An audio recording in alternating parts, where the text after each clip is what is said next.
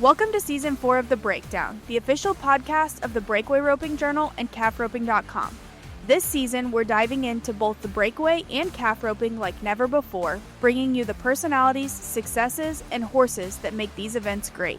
You can expect training tips from the top ropers, stories from the road, and industry news that goes beyond the numbers. I'm Hannah Wheeler, your calf roping host.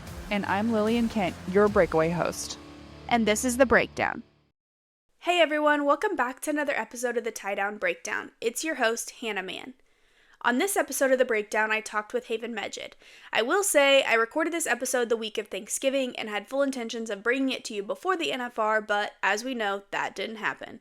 So, some of the things Haven and I talked about are kind of old news, but Haven does give us a look into his 2025 season, what it took to make the NFR after battling an injury that took him out for over a month, him and his wife Shelby's horse program, all of the winning he did at the AQHA World Show and Gold Buckle Futurity, and more. This episode is brought to you by Haven and Shelby Meged's rope of choice, the Edge from Fastback Ropes. The Edge is a four-strand calf rope made of texturized poly. The tough and durable Edge stands up in all conditions and outlasts the competition. For more information on Fastback Ropes, visit fastbackropes.com.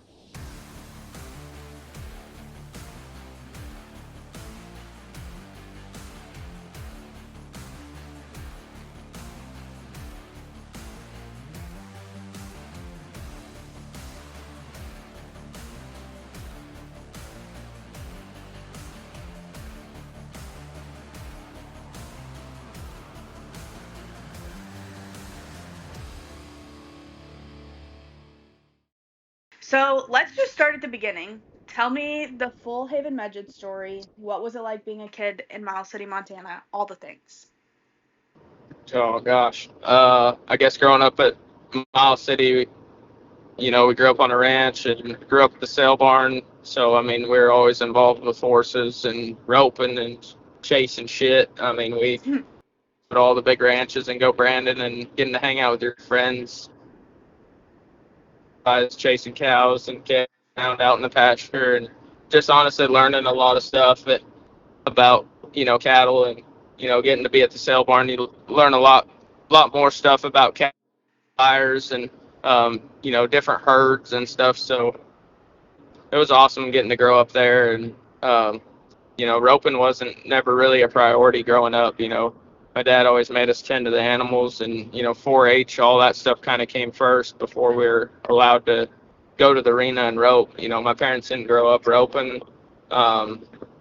so rodeo was never a priority. It was always taking care of the animals and making sure that was all tended to, and kind of grew upon us like getting to roping and stuff. He mentored me a lot, growing up, and then Brent Lewis helped me once I got to college and stuff, and he fine-tuned a lot of my roping. And there's lots of people that I could list off that's helped me, but probably those two are the most that have helped me. Who was the first one that you said? You cut out there for a second. Brent Lewis. And Brett Fleming. Okay. Take me back to your rookie year. You were in a tough rookie class with Shad and the calf roping, but then even in the all-around, you were in Stetson's rookie class too, right? Yep. So you won the world in the average that year, which is all obviously huge for a rookie. So give me all the details. I want to hear all the 2019 story. Oh, gosh. I was in college in 2019. I was going to school at Tarleton State University in Stephenville. Prior to me buying my card for 2019, I asked a couple people if they could help me because, honestly, I was on my permit for 2 years. I didn't know a whole lot, about, like, the rodeoing scene. And, I asked some people, and they told me that they'd help me. And, went out there, and I bought my card. And, honestly, I had good luck at the roping fiesta. And then we went to San Antonio, or I went to the Montana Circuit Finals. I did pretty good up there and won good money at Odessa. I'm not sure how much I had won, but I know I won 17.5 out of San Antonio my rookie year. And, that was huge, especially just being on my permit, not really knowing, how much money you can win at the winter rodeos. And then I didn't get in Houston. I went to Kissimmee to the Ram Circuit Finals, and I was lucky enough to be able to win 25,000 out of there. And I think after the Circuit Finals, I had 50,000 won. And after that, I kind of went on a dry spell for a while. Through the 4th of July, I think I won like $600 through the 4th of July, everything. I didn't win nothing. I was able to win the college finals in June. But then, after it was Colorado Springs that week, I guess Casper and Sheridan, I kind of finally started winning again. And then after that, I kind of went back on a tear again my rookie year, and, was able to win a lot of money. I think I went in second that year, and it's just crazy. Like, I went in with 119,000, and I think I had 130 some thousand this year, and barely made the NFR. And my rookie year, I went in second. It's just crazy to just see, like, I won the world with 248,000, and Riley Webb's got like 309,000 right now. Yeah, it's wild. And that's awesome because, rodeo needs to grow, and it's awesome that we get to rope for those opportunities. But going back to, obviously, my rookie year, going into the, going into the national finals, obviously everybody has high hopes to win a gold buckle and stuff. And at that time, I probably didn't really understand all of that stuff because I've been working my butt off trying to, win another gold buckle. And, I was just young, dumb, and was just roping, having fun. I was never tied a calf in 7 the whole week out there. I just tied them in 8. And I just know backing in on the 10th round, that was probably the most nervous I was because I'd missed the barrier kind of all week. And I knew I had to be fast in order to, win the average, win the world. And there was a lot of scenarios. I mean, there's lots of different things that could have, went against me. And, it's like God's plan. It all worked out. But, I finally hit the barrier. Not saying I went fast. I tied 1 in 8 flat, and it was enough to win the average. And obviously, winning the average helps you a lot to, win. Right. And so, I mean, that was obviously an incredible feeling to be able to win, the rookie of the year finals, the average, the Ram Circuit finals, and the world championship all the same year as a rookie. I've been trying to top that since I won it that year in 2019, and I've been able to win the average and set the arena record at the finals and the average record. But gosh, I'd love to win a bunch more gold buckles. It's just there's so many good ropers right now, and the competition is just tough. Do you feel like that there was a breakthrough? Like, was there a single rodeo that you felt like was like a breakthrough your rookie year, or was it just kind of the combination of all of those things coming together before you went on the road that summer? Like, I prepared, the years before, and everybody prepares, but, I felt like I had a good team of horses going into, that was my whole goal, is to have 2 good horses going into my rookie year, because horsepower is a big thing, and if you don't have good horses out there, you're not going to succeed. So for sure, I knew my runs with my horses, but everything was just clicking, and it just kind of kept working the whole time. And it's just crazy to look back and look at all the things I won that year. I don't know what clicked and why it clicked, but everything was clicking and it was all working. You kind of mentioned 2023 was obviously another big year for you, especially at the finals. So kind of jumping ahead there, but you won the average, obviously, that year, and then set the arena record. Talk to me about that finals. Obviously, the arena record was cool. All of it was just cool. So talk to me about that. Oh, in 2023, back into the NFR, like, I rode Smoke the first round, and I was, I saddled both my horses, Little Punch and Smoke, and I kept texting Shelby when she was inside, and I said, I think I should get on Punch, and she's like, well, do it if you want to. And then I'd get scared to put him up, so I was just like, I'll just ride Smoke the first time. And then Smoke didn't do good, and I'm pretty sure Riley did good, and I was like, you know what, screw it. I ain't got nothing to lose. If I'm going to try to win a gold buckle, I got to, be blasting the barrier and win the most money I possibly can. And, I drew good calves that week, and I was hitting the barrier, making the best runs I possibly could, and everything was just working out. And being able to, I drew that. I can't even remember the calf number that I set the arena record on, but I just knew that they tied her in 6'9" before I got her, and she was absolutely amazing. And honestly, I thought I ran through the barrier, but I blew the barrier out and had it on her so fast. And after that, she's just an amazing calf to flank and tie, and you just got to stay out of her way and get done with her. It had to be like a surreal feeling. Talk to me when you realized that you were 6'4". Kind of talk to me about that feeling.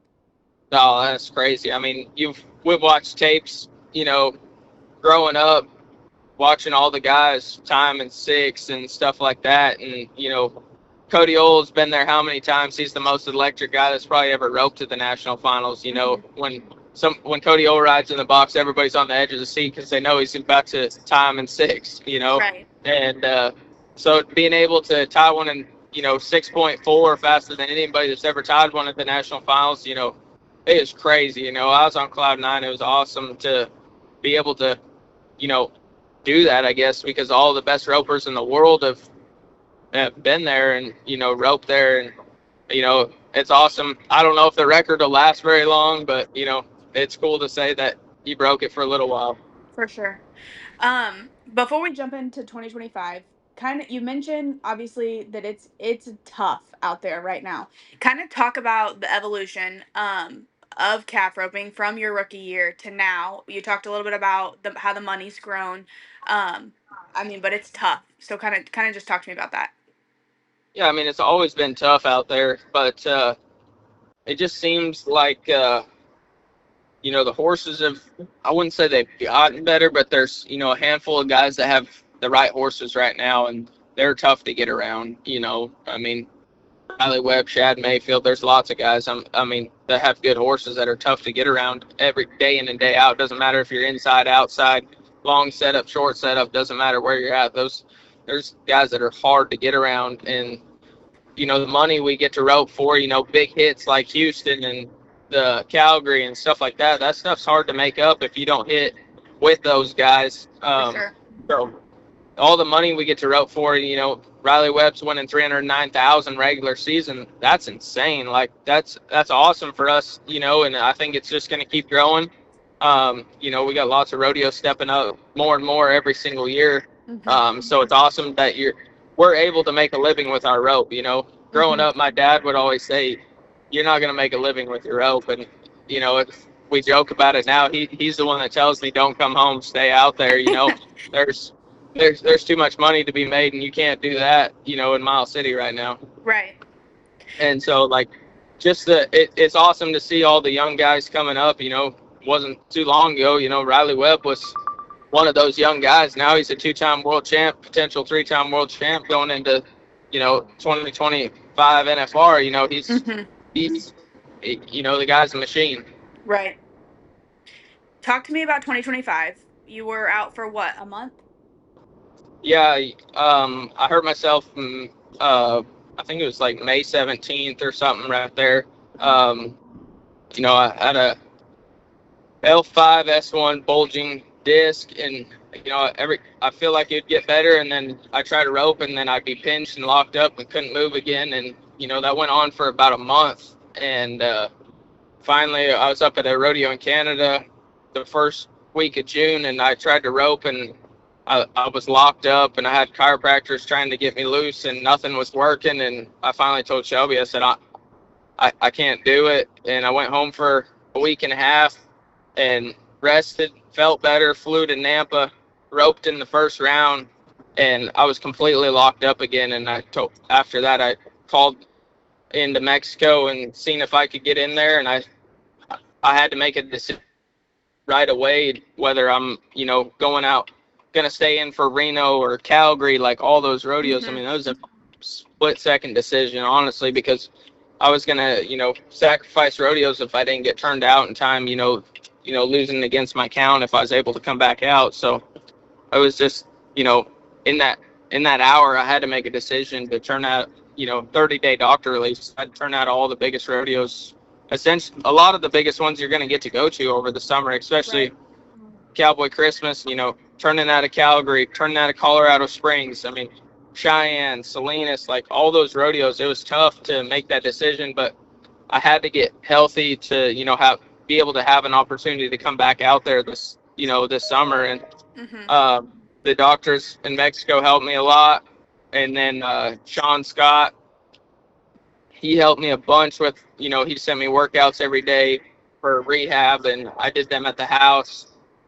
And, that made such a big difference. I got my core strong, and, we slowly worked back into it. And I started back at Ogden, and I've never been, probably since maybe the first calf I ran at Thomas and Mack, I haven't been that nervous to nod my head again.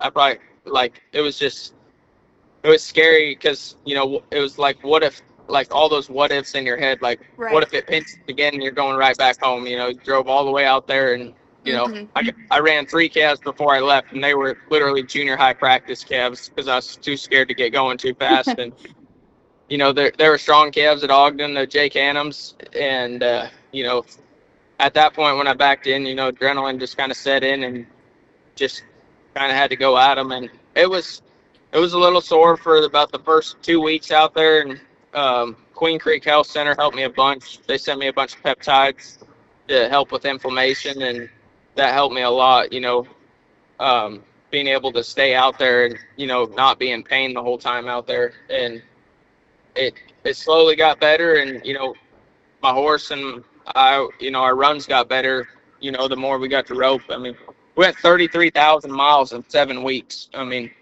we That's did crazy. some rodeoing, insane rodeoing. And I rode him all but 4 calves. I mean, he went on more 16-hour drives, all night drives. It was some of the stupidest stuff I've ever done.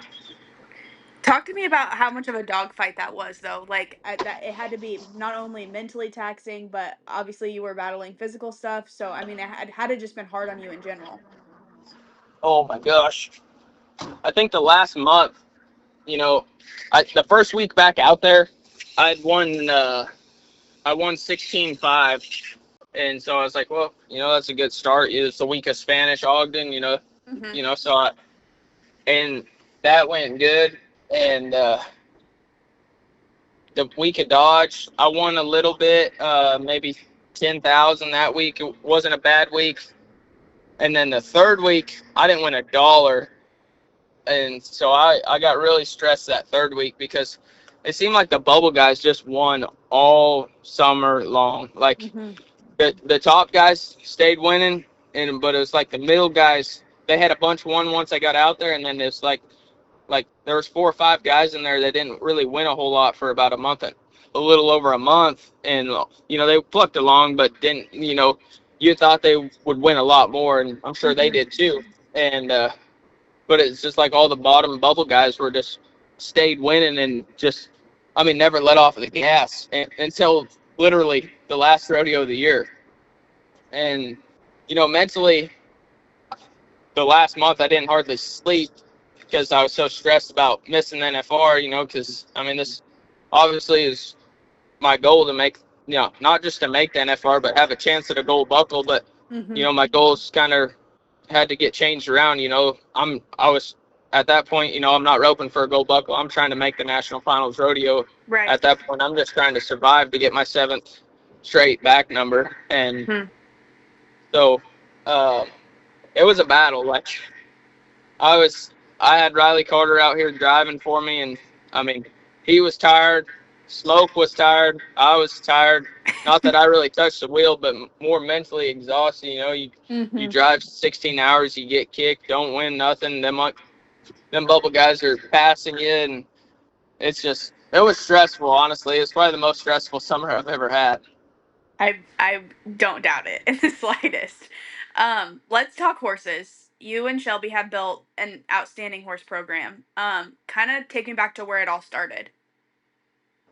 Oh crap. We've been very blessed with a lot of amazing athletes at our place. I guess, I don't know where it all started really. Shelby had Root Beer Nana and punch before we met, and then once we met, I got Smoke, and I had Beyonce before we met and stuff, and won the world on her.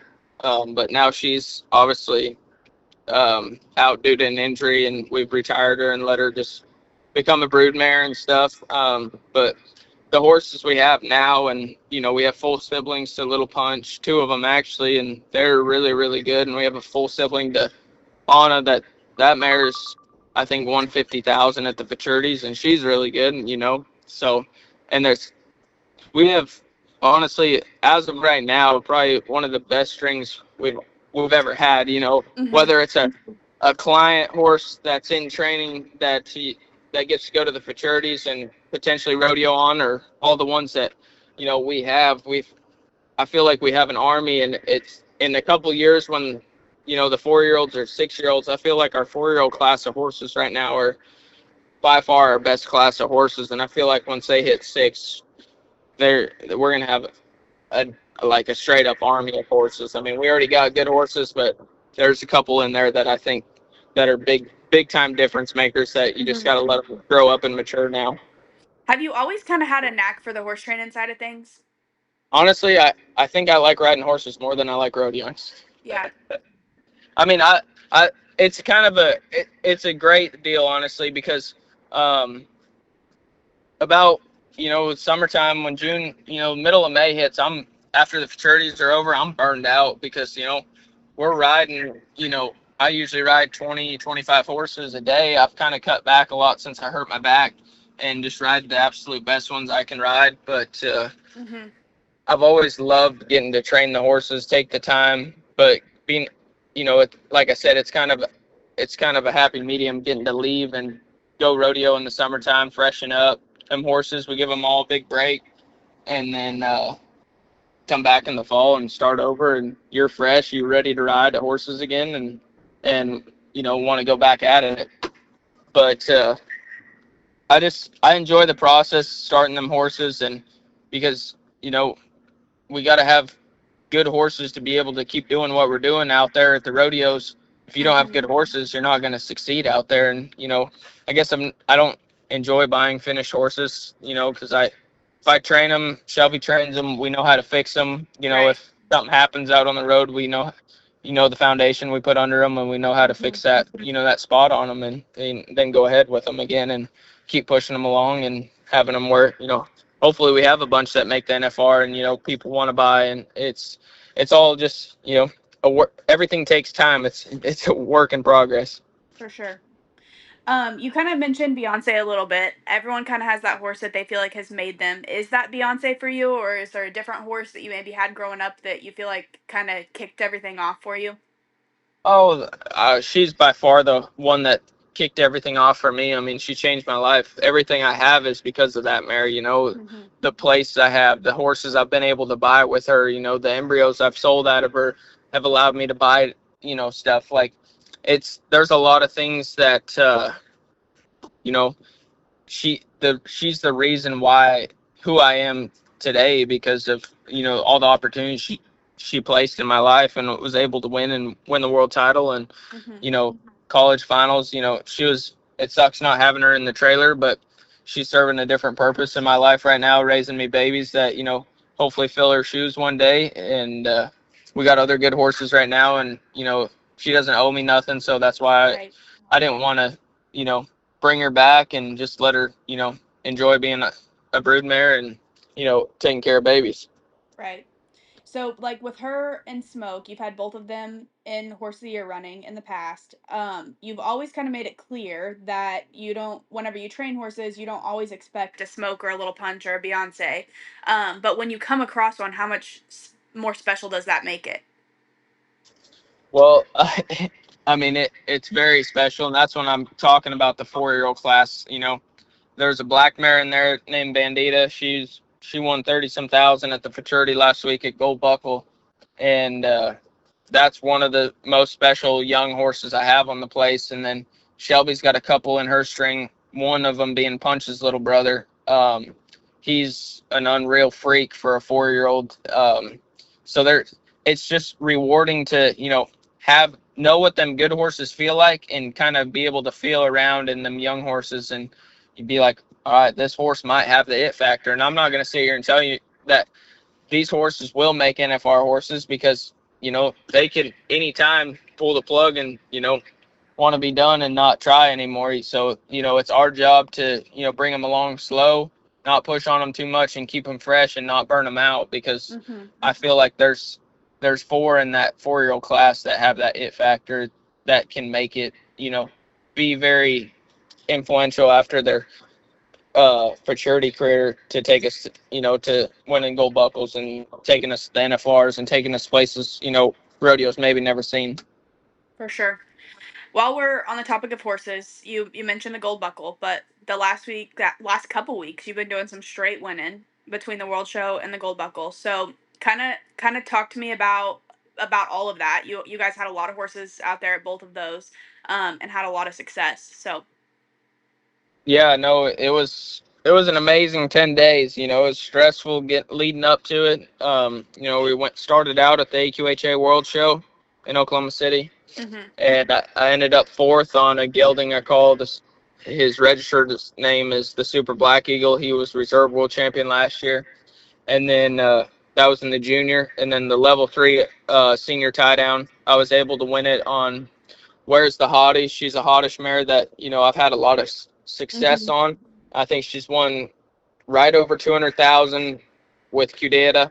Everything else, jackpot money, I don't know. I haven't kept track of all the money, but she's aging out this year. She's done.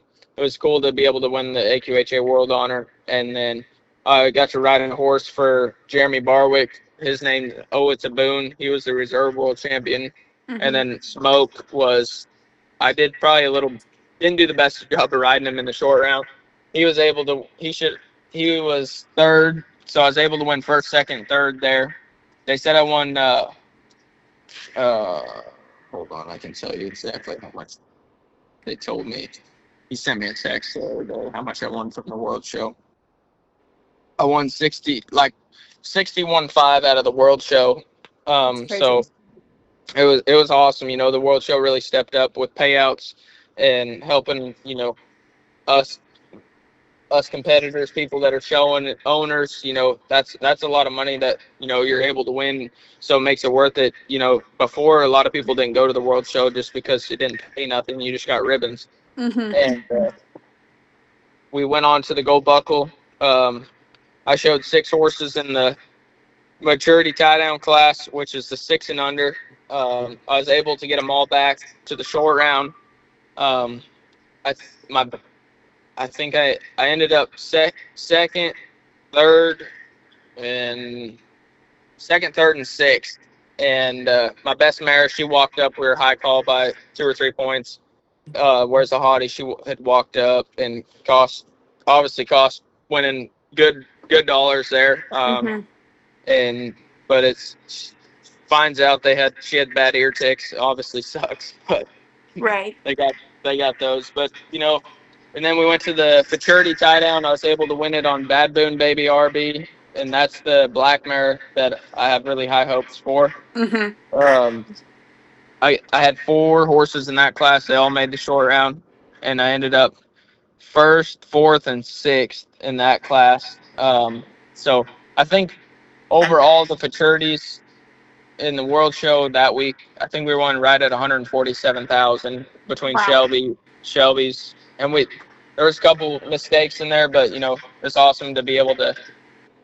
I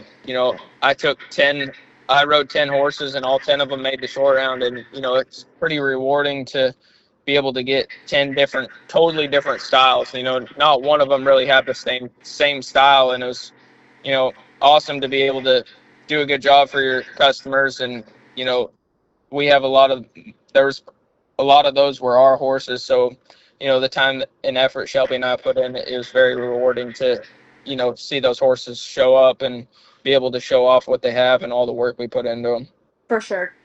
While we're on the topic of futurities, obviously the calf horse futurities have really taken off in the last 5-6 years. Yep. In your program, you've talked about in the past kind of setting these horses up to go rodeo after the futurities.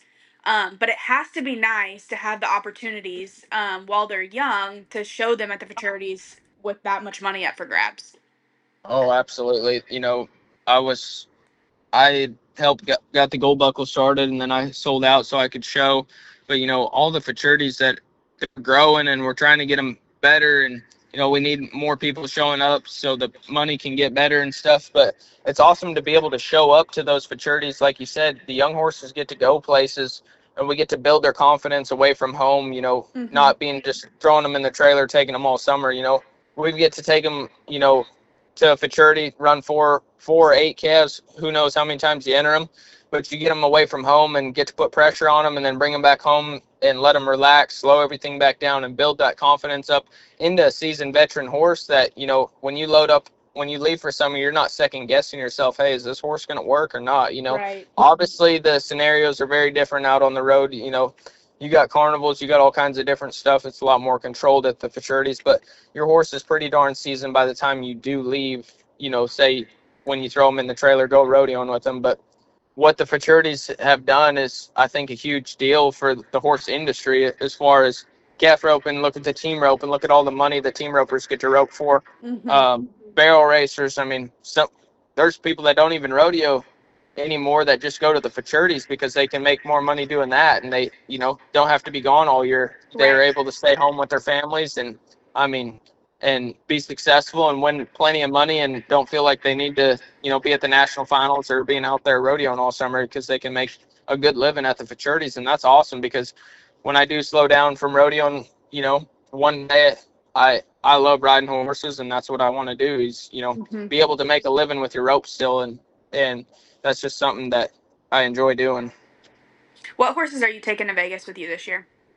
I'm going to take Smoke, and then I'm going to take another horse nobody's really seen a lot. One that he was an outside horse about a year and a half ago, and then we had trained him and then bought him, and his name's Skunk. His registered name is Pepe Lee Wright. He's a 15-year-old. He was a cow horse his whole life until about a year and a half ago, and he's got really, really good stuff. Punch is still got a deep flexor tear, so he's not going to get to come out till probably the American. They're hoping that that's his next place he'll get to go at. But those are the two that I'm excited to take out there this year. The calves sound like they're going to be pretty strong, and I'm excited to get to ride those horses. 7 straight NFRs. What do you feel like is the biggest lesson you've learned along the way? That's a loaded question. Yeah, I mean, there's lots of lessons, but all I have nothing to lose this year at the national finals. I'm not, unless Riley Webb falls off 10 nights in a row. There's no way I can catch him for a gold buckle. But I'm roping for an average title, and I'm going out there to win as much money as possible. Not safety up, being safe. I'm going to try to blast the barrier every single night and win as much money as possible, because I feel like if you be safe and try to safety up, especially with the position I'm in, if you wait till the last 4 nights to get after it, well, heck, you might draw the wrong calf and not have a chance of winning money. So from round one, hopefully draw good, rope good, and win lots of money. That's my plan.